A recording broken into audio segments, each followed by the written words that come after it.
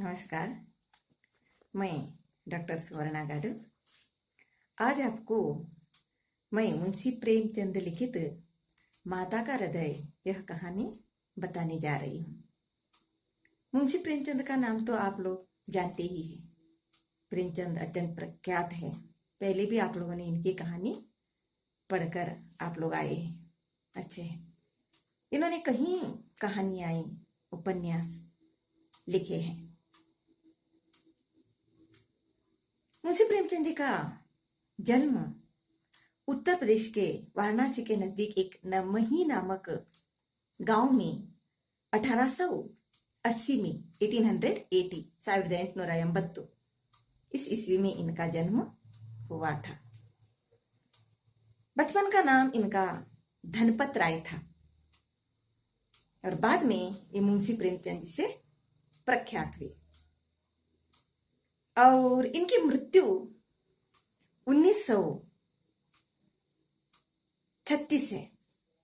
1936 1936 मुंशी प्रेमचंद को उपन्यास का सम्राट कहा जाता है क्योंकि कथा साहित्य को प्रप्रथम मुंशी प्रेमचंद ने मनुष्य के जीवन से जोड़कर लिखा है। कहानी यानी कि आप लोग तो जानते ही हैं। कहानी क्या है? जब आप लोग काम से व्यस्त होकर उसके बाद कुछ तसल्ली, मन को शांति करना चाहते हैं, तो खुशी प्राप्त करना चाहते हैं, थोड़ी सी अपनी थकान को भूलना चाहते हैं या अपनी जो टेंशन आप कहते हैं, है ना, उसको भूलना चाहते हैं, खुशी प्राप्त करना चाहते हैं, और उस समय के लिए आप क्या करते हैं? उस समय में कहानी सुनते हैं, है ना। और ये कहानी आप लोगों ने बचपन से आप लोग सुनते आए हैं।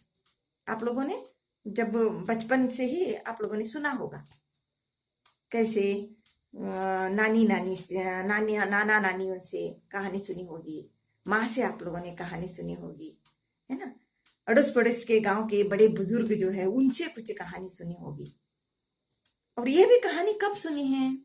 आप लोगों ने देखा होगा जब आप लोगों को नींद नहीं आती है, रात के समय में खाना खाने के बाद जब आप बड़े बुजुर्गों के पास जाते हैं और आप लोगों ने कहा कि मुझे कहानी सुनाना है। माँ से भी कहा होगा, अपने पिता से भी कहा होगा, और नाना है तो नाना से, नानी से, दादा से, दादी से, है ना, इन लोगों से आप लोगों ने, या बड़े घर के बड़े बुजुर्गों से ये कहानी आप लोग सुनते आए हैं। और इस कहानी में क्या है? एक खुशी मिल जाती थी आप लोगों को। इस कहानी में एक नीति बोध, है ना, मार्गदर्शन आप लोगों को मिल जाता था। क्या मार्गदर्शन? क्या करना है, क्या नहीं करना है, क्या किया तो उचित है, क्या किया तो अनुचित है। तो ये एक आप लोगों को मार्गदर्शन मिल जाता था। अक्सर कहानी यानी कि मनोरंजन के लिए इस्तेमाल की जाती थी, लेकिन ये मनोरंजन यानी कि देख लीजिए, अब बच्चा जब खाना नहीं खाता है तो माँ क्या करती है? उसको एक एक कहानी सुनाकर खिला देती है ना। तो कहानी सुनने से बच्चा खाना खा लेता है क्योंकि उसका कंसंट्रेशन परिवर्तित हो जाता है। उसी प्रकार बच्चा सोता नहीं है, उसको नींद नहीं आती है, और तब माँ क्या कहती है? उसको ये कहानी सुनाती है, माँ हो, नानी हो, कोई भी। और उस कहानी में सुनते सुनते उसको एकाग्रता प्राप्त होती है और वह जल्दी सो जाता है। अर्थात कहानी एक एकाग्रता, ये भावना बता देती है। अभी कहानी में अनेक अनेक भावना व्यक्त हो जाती है। कौन से? गुस्से से मनुष्य को क्या हानि हो जाती है, खुशी से क्या हो जाता है, अथवा सहृदयता से क्या प्राप्त होती है, न्याय से, है ना, सत्य बोलने से उनको क्या प्राप्त हो जाता है, लाभ हो जाते हैं, नियम को अनुकरण करने से क्या लाभ हो जाता है समाज में। इस प्रकार अनेक अनेक चाहे तो वह दुख होने से क्या भावना होती है, खुशी होने से क्या हो जाती है, सुख के कारण क्या हो जाता है, ये सभी कहानी से आप लोगों को भावना यानी कि कहानी के द्वारा भावना व्यक्त हो जाती है। लेकिन मुंशी प्रेमचंद ने इसी भावना को मनुष्य के जीवन में जो घटने वाली घटना से यथार्थ संबंध से कहानी को जोड़ा है प्रप्रथम मुंशी प्रेमचंद ने। और इसीलिए उनको उपन्यास का हम सम्राट कहते हैं। इन्होंने बहुत सारे कहानियां उपन्यास लिखे हैं और उसमें भी एक नीति बोध इनके हैं इस कहानी में, चाहे तो उपन्यास में। और अक्सर मुंशी प्रेमचंद ने देहात प्रदेशों को, ग्रामीण प्रदेश को लेकर उस ग्रामीण प्रदेश की समस्याएं, लोगों की जीवन की व्यवस्था जो है, विचार जो है, आचार जो है, उनके कष्ट जो है, सुख जो है, दुख जो है, परिश्रम जो है, किसानों के जो कष्ट जो है, किसानों के जीवन को है, इन्होंने अपने कथा में अभिव्यक्त किया है और इसीलिए वो अजरामर जो है। ठीक है, आप इनके बारे में बहुत सारे पढ़िए, जैसे कि पूस की रात, पंच परमेश्वर, ठाकुर का कुआं, कफन, ऐसे बहुत सारे उनकी कहानी है।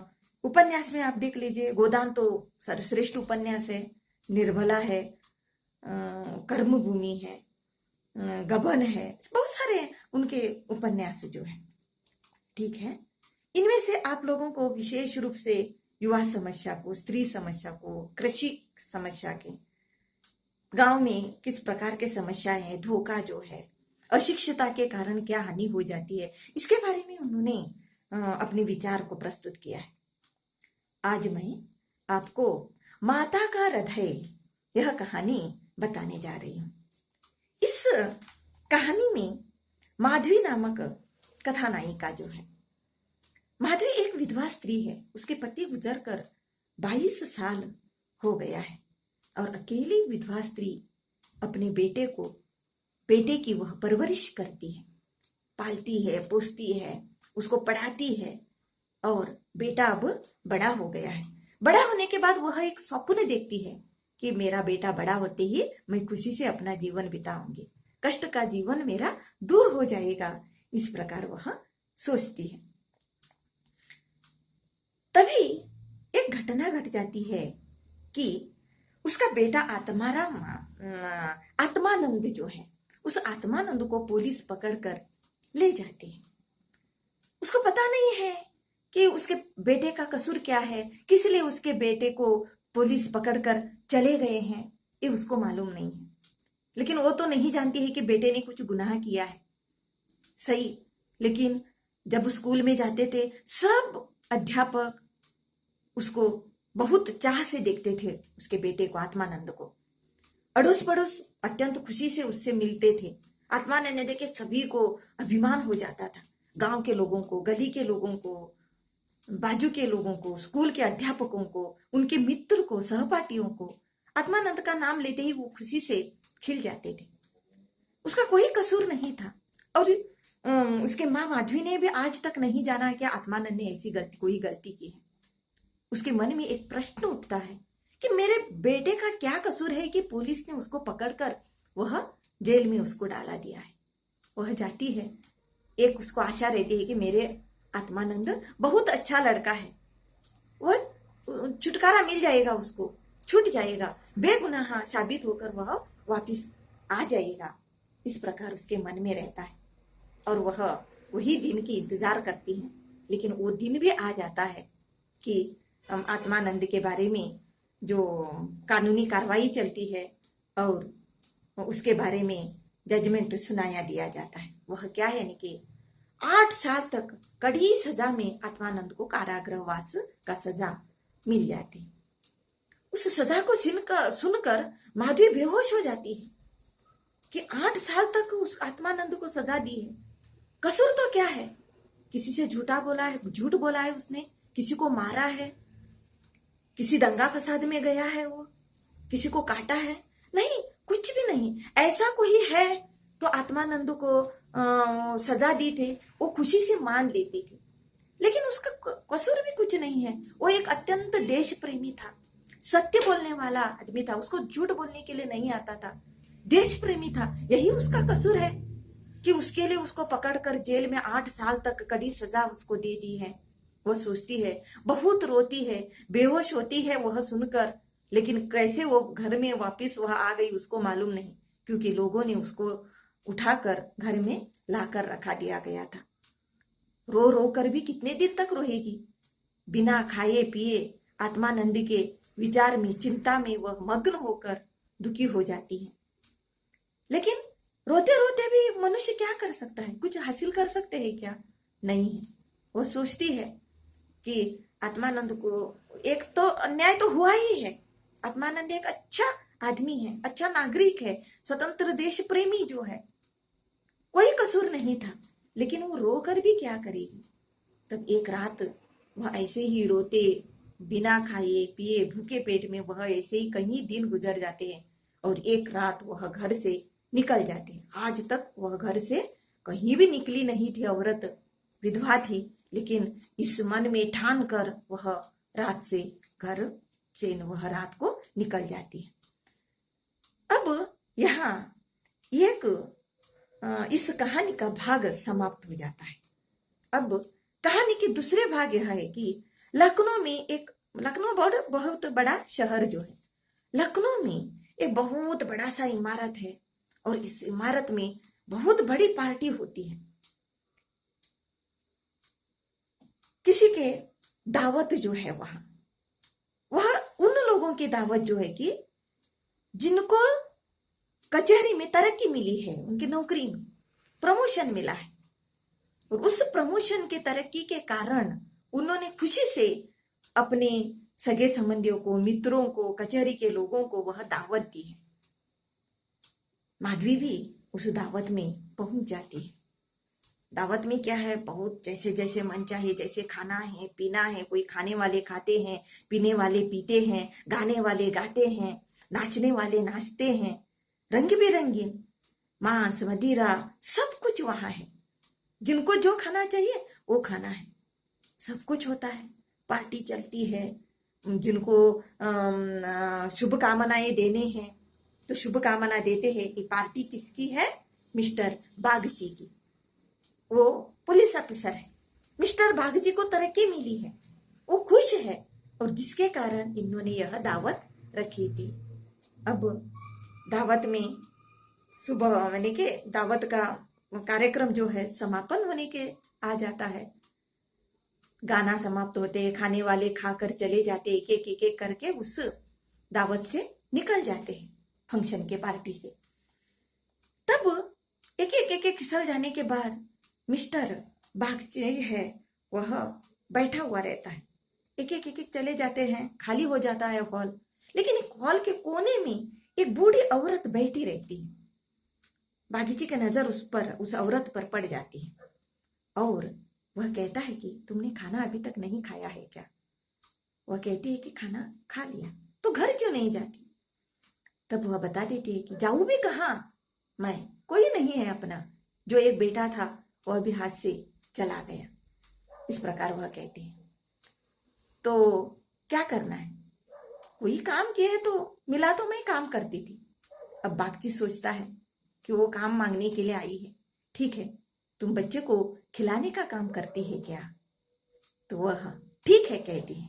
खुश हो जाती है माधवी, क्योंकि मुझे मनपसंद काम मिल गया है, बच्चे को खिलाने का काम मिल गया है। इस प्रकार वह खुश हो जाती है। तो मिस्टर बागची अपने घर के छोटा एक बेटा रहता है उसका, उसके देखभाल करने के, उसको खिलाने का काम मिस्टर यानी के वह औरत माधवी को देता है। ठीक है, माधवी उसकी देखभाल करती है, उसको खिलाती है, पिलाती है। माधवी से उस बच्चे का इतना अनोन्य संबंध होता है कि बच्चा एक मिनट भी माधवी को छोड़कर नहीं रहता है। और इस अवसर पर ऐसे दिन गुजर जाते हैं, 1 महीना चला जाता है।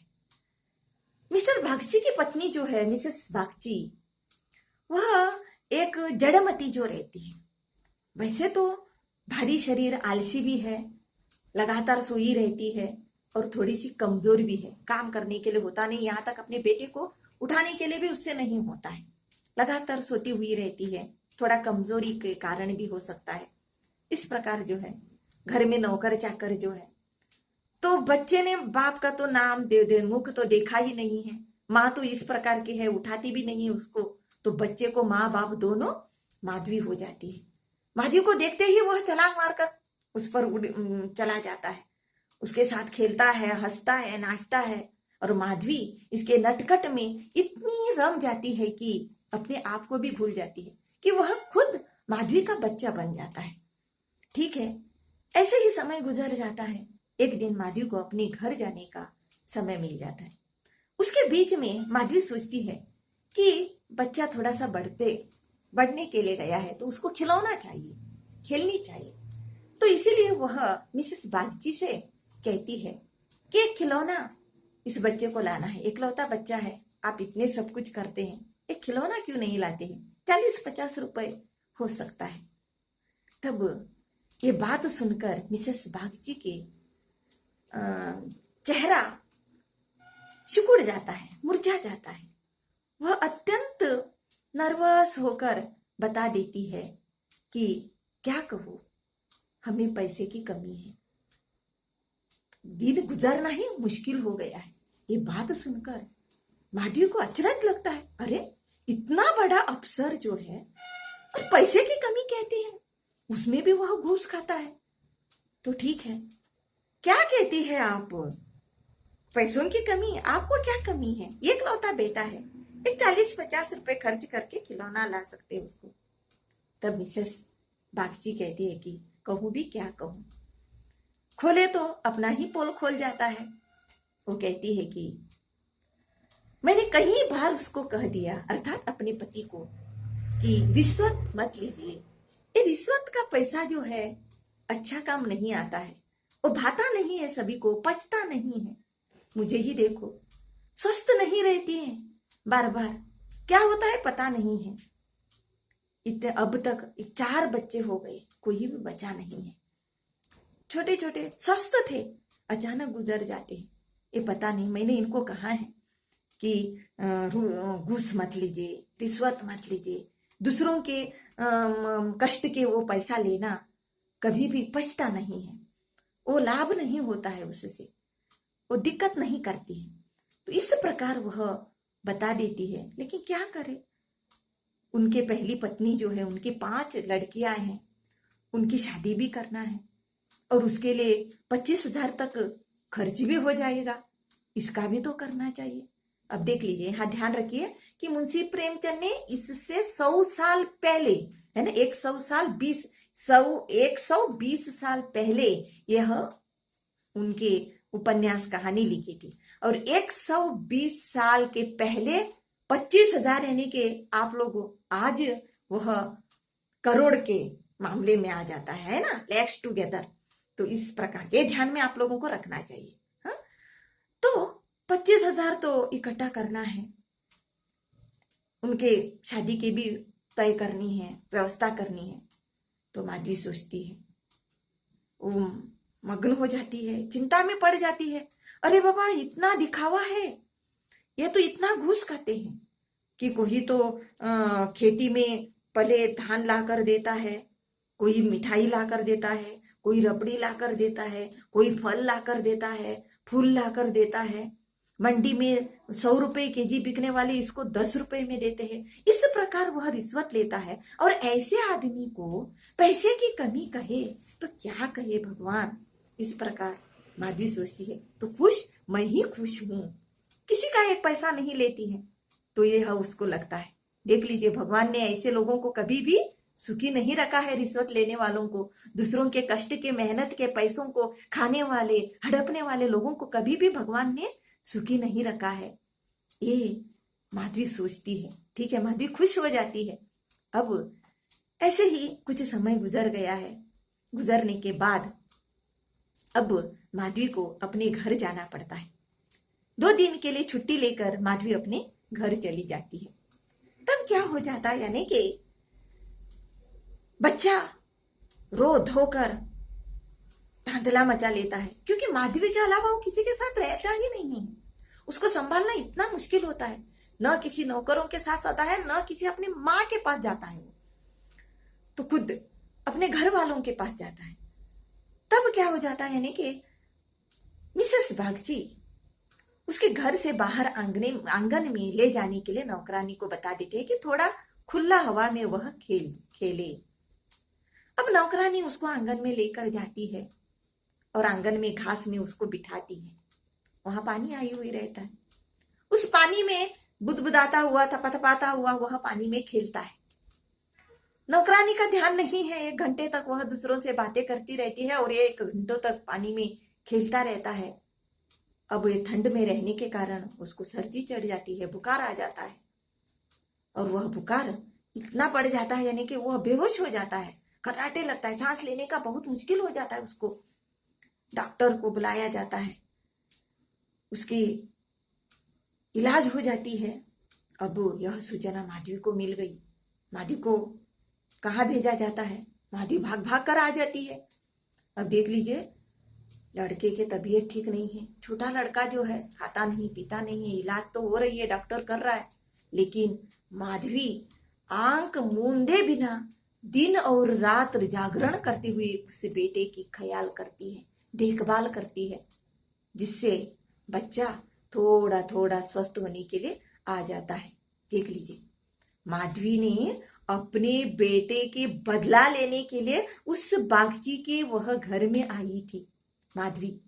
लेकिन हुआ क्या है, वो माँ है, एक अपने बेटे को खो जाने के दुख से, गुस्से से उसके प्रतिशोध लेने के लिए कहाँ आई थी? मिस्टर बागची के घर में आई थी। लेकिन मिस्टर बागची के घर में उसको वह बच्चा मिल जाता है और माँ का हृदय फिर दोबारा खिल जाता है।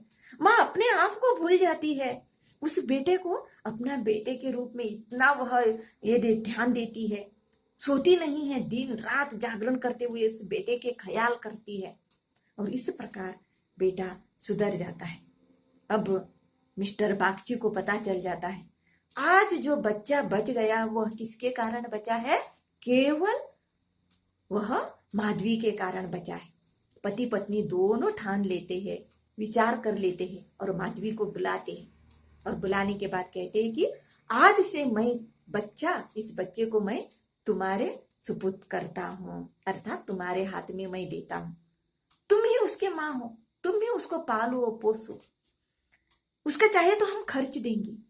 क्योंकि मिस्टर बागची के माँ बाप ने भी बागची को किसी और जो बिना संतान वाले व्यक्ति को दिया था, क्योंकि उनके बच्चे मर जाते हैं कहकर। और आज बागची ऐसे एक बड़ा अफसर बन गया है। कहा नहीं जाता या कह नहीं सकते हैं, क्योंकि ऐसा भी उसके बेटे के साथ हो जाए, नहीं तो उनके हाथ में कहीं जैसे 4-5 बच्चे मर गए हैं बिना कारण के, इसलिए वे डरते हैं माँ बाप दोनों और उस बच्चे को माधवी के सुपुत्र करना चाहते हैं। अब माधवी को बहुत खुशी हो जाती है, क्या स्वर्ग का सभी द्वार खुल गए हैं माधवी के लिए। क्या सोचकर इस घर में आई थी और वह क्या हो गया है, उसकी खुशी का पार नहीं है। तो माधवी सोचती है खुशी से, ठीक है। अब माधवी उनसे कहती है कि ये क्या है। तब मिस्टर बागची बता देता है कि नहीं, अपने कर्मों का फल जो है, मेरे साथ जो हुआ है वह कर्म का फल जो है, इसलिए क्योंकि वह एक उत्तर बता देता है, वह यह है कि अंग्रेज हजारों भूल करे कोई नहीं पूछता, हिंदुस्तानी एक भी भूल कर बैठे तो सारे अफसर उसके सिर पर हो जाते हैं। हिंदुस्तानियों को तो कोई बड़ा पद न मिले वही अच्छा है, पद पाकर तो उसकी आत्म का पतन हो जाता है।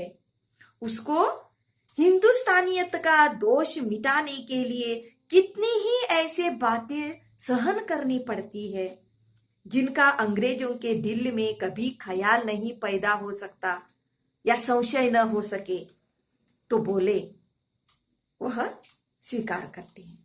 अब देख लीजिए कि मिस्टर बागची ऐसे लोगों को पकड़कर ले जाते थे, बेगुनाह लोगों, जैसे कि यहाँ माधवी का बेटा जो था ना आत्मानंद, उसको पकड़कर ले गए थे। क्योंकि नहीं तो ब्रिटिश क्या करते थे, अफसर कौन थे, हमारे भारतीय लोग थे पुलिस के, है ना, और उन अफसरों को शक की दृष्टि से वे देखते थे। वे अच्छे तरह से काम करते थे, ड्यूटी निभाते थे, लेकिन हमेशा उनको शक की दृष्टि से देखने के कारण उनके शक को कम करने के लिए भारतीय लोगों को, जो देश प्रेमी लोग, जो बेगुनाह लोग हैं, उन लोगों को पकड़ करके वे उन पर आरोप लगा देते थे, जिसके कारण ब्रिटिश यानी कि अंग्रेजी जो अफसर जो है खुश हो जाते थे, उनको वो तरक्की देते थे, शाबाशी देते थे। उनकी शाबाशी लेने के लिए ये ऐसे अपने ही भाई लोगों पर अन्याय करते थे। देख लीजिए, माधवी के बेटे के साथ भी यही हुआ। आत्मानंद को भी ऐसे इतने अच्छे लड़के को, उसकी गुनाही क्या था? कुछ नहीं, बेकसूर लोगों को वहां जेल में डाला दिया गया। 8-10 साल जिस प्रकार उनको क्या किया, जेल की सजा दी। ऐसे कहीं हमारे स्वतंत्र सेनानी जो है बेगुनाह, उन लोगों को पकड़ा दिया गया है, कई लोगों को मारा दिया गया है। तो अब माधवी को पता चल गया कि कभी भी मिस्टर बागची खुशी नहीं है। वो इतने पैसे हैं, इतना कमाता है, लेकिन भगवान ने उसको खुशी दिया ही नहीं। अब माधवी सोचती है कि बदला वह लेने के लिए आई थी। मनुष्य बदला नहीं ले सकता, नहीं ले सकते हैं, बल्कि भगवान ही खुद उसको सजा देता है। और भगवान ने उससे बदला ले लिया है। वह सोचती है, उसके मन खुश हो जाता है, तृप्त होती है। उसके मन में थोड़ा भी लेश मात्र भी बदले का भावना नहीं रहती, ताकि वह विशाल माँ का हृदय उसमें टपकता है। ठीक है, अब उस बच्चे को वह लेने के लिए अंदर जाती है, दूध पिलाने के लिए। सोया हुआ बच्चे को वह देखती है तो बच्चा बेहोश पड़ा हुआ है, पूरा पीला पड़ा हुआ है।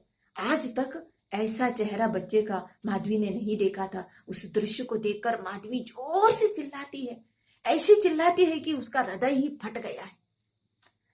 ऐसा कभी उसने बच्चे को नहीं देखा था। वो उस बच्चे को सीने में लेकर ऐसे रोना मचाती है कि बच्चा इस दुनिया में नहीं गया। अभी अभी अभी दूध पिलाकर वह सोया था, लेकिन बच्चा गुजर गया है। अब यह कहानी समाप्त हो जाती है।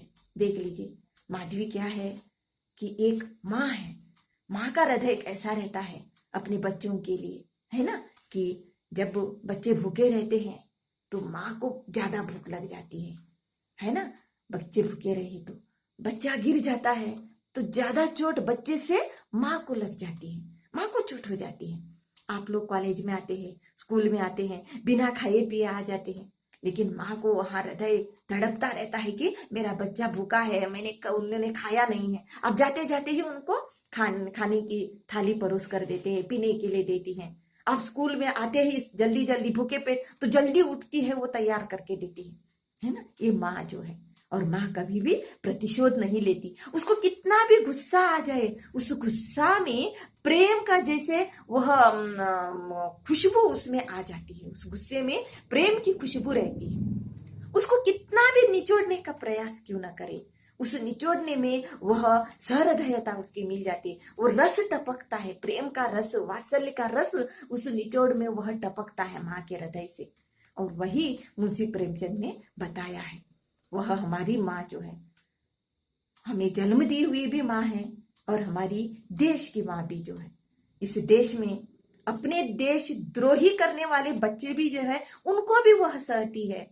और अपने देश के अभिमान के लिए जो बच्चे काम कर्तव्य में निरत जो है, उनके लिए भी माँ गर्व से अपनी छाती में लेकर उसको बैठती है। ये माँ है अत्यंत विशाल जो है ना? उसके हृदय के सामने हम कुछ भी नहीं है। इसी माँ की हृदय विशालता के बारे में मुंशी प्रेमचंद ने माँ के हृदय, माता का हृदय, यह उन्होंने कहानी लिखी है।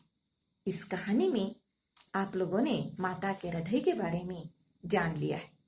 इस कहानी में आप लोग इस कहानी को पढ़िए। मैंने आप लोगों को वह कहानी भेजी है, माता का हृदय मुंशी प्रेमचंद। इस कहानी में एक एक मार्क्स के 10 प्रश्न आप लोग निकालिए। कैसे? मिस्टर बागची कौन है, या माधवी का बेटे का नाम क्या है ना? मिस्टर बागची को कितने बच्चे थे? इस प्रकार कोई भी एक एक मार्क्स के ऐसे आप लोग पढ़ते पढ़ते जब आप लोग प्रश्न निकालने के प्रयास कीजिए। उसके बाद संदर्भ सहित व्याख्या करना है ना। अब संदर्भ सहित व्याख्या कैसे करेंगे, मैं एक आप लोगों को यहाँ दे देती हूँ। देख लीजिए कि कहाँ जाऊं सरकार, मेरा कोई घर द्वार थोड़े ही है, हुकुम हो तो यहीं पड़ी रहूं। एक आप लोगों को वाक्य आ गया। तब ये वाक्य किस पाठ से आया है?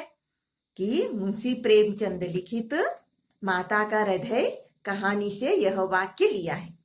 इस वाक्य को किसने कहा है और किससे कहा है? माधवी ने मिस्टर बागची से कहा है। हो गया 2 वाक्य। तीसरा संदर्भ में कब कहा है? जब दावत में माधवी बागची के यहाँ दावत में जाती है, दावत समाप्त हो जाता है, सभी लोग पार्टी से निकल जाते हैं, अकेली माधवी बैठी रहती है और मिस्टर बागची ने उसको देखा है, खाना खाया नहीं है क्या? कहने के बाद खा लिया, घर क्यों नहीं गई, कहाँ जाऊंगी? तब काम करने के बाद उस समय में माधवी मिस्टर बागची से यह वाक्य बता देती है। यह संदर्भ स्पष्टीकरण करना, इस प्रकार आप लोगों को लिखना है, ठीक है। अब तीसरा प्रश्न, बृहद। तो उसमें मैं सर माता का हृदय, इस कहानी का तात्पर्य क्या है, मिस्टर बागची का परिचय, तो इस प्रकार बड़ा सा क्वेश्चन आप लोगों को पूछा जाता है, तो उसका उत्तर आप लोग लिखिए और इसमें कोई भी समस्या है तो मुझे बता दीजिए। तो इस कहानी से आप लोगों ने क्या जान लिया, यह मुझे अवश्य बता दीजिए। ओके, तो नेक्स्ट आप लोगों को मैं दूसरी कहानी बता देती हूँ। इस कहानी के बारे में आप लोग इस कहानी को पढ़िए और समझ लीजिए। कोई भी समस्या है तो मुझे बता दीजिए, ठीक है। All the best.